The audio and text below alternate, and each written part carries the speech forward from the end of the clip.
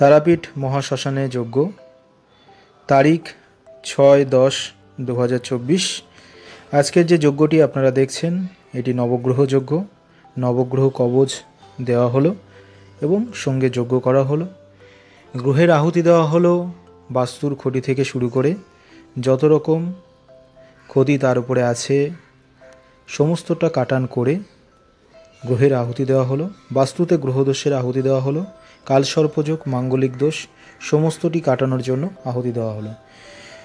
যজ্ঞ যে যন্ত্রের উপরে আমরা করেছি মহামৃত্যুঞ্জয়, বগলা, এখানে আরও কয়েকটি যন্ত্র ছিল। যেমন একটি যন্ত্র আমরা দিয়ে থাকি, যে যন্ত্রটি যজ্ঞের মধ্যে থাকলে সমস্ত গুণ বাণ জাদুটোনা থেকে যদি আমি আলাদা করে নাও কাটাই এই যন্ত্রের মাধ্যমে কাটান হয়ে যায়। আরেকটি যন্ত্র গহ্বর যন্ত্র যেটি আমরা দিয়ে থাকি, সেটিতে যত রকম ভুল ত্রুটি হোক না কেন সেটি ক্ষমা হয়। আরেকটি যন্ত্র দৈব শক্তি, যেটাতে শক্তি প্রাপ্তির জন্য দেওয়া থাকে। আমরা বিশেষ করে গ্রহের যে কাটানগুলি করি দশ মহাবিদ্যার উপরে, নবগ্রহের যে কাটানগুলো করা হয় দশ মহাবিদ্যার উপরে বগলার যন্ত্র দেওয়া থাকে, বগলার উপরে বেশি জোর দিয়ে, এবং মহামৃত্যুঞ্জয়ের উপরে কাটান করা হয়। এবং সমস্ত মন্ত্রে, মহামৃত্যুঞ্জয় মন্ত্রে বহুবার আহুতি দেওয়া হয় এবং দশ মহাবিদ্যা মন্ত্রে আহুতি দেওয়া হয়।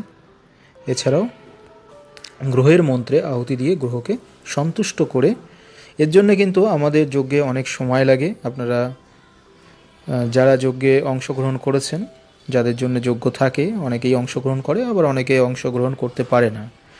এবার যেমন এই যজ্ঞ ছিল কিন্তু অংশগ্রহণ করতে পারেননি।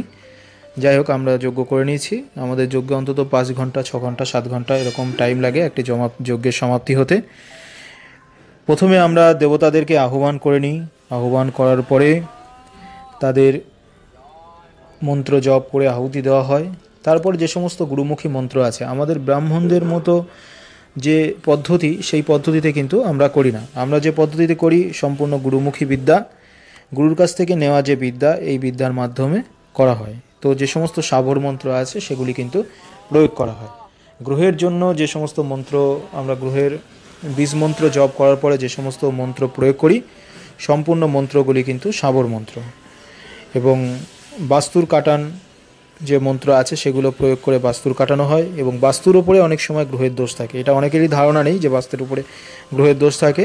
তো সেই বাস্তুর উপরে গ্রহের দোষ কাটানোর জন্য কিন্তু মন্ত্র আছে, সেই মন্ত্র দিয়ে বাস্তুর গ্রহদোষ কাটানো হয়। এবং তারপরে তাকে আমরা নবগ্রহ কবচ দিই এবং এই কবচটি 9টা গ্রহেরই কাজ করে।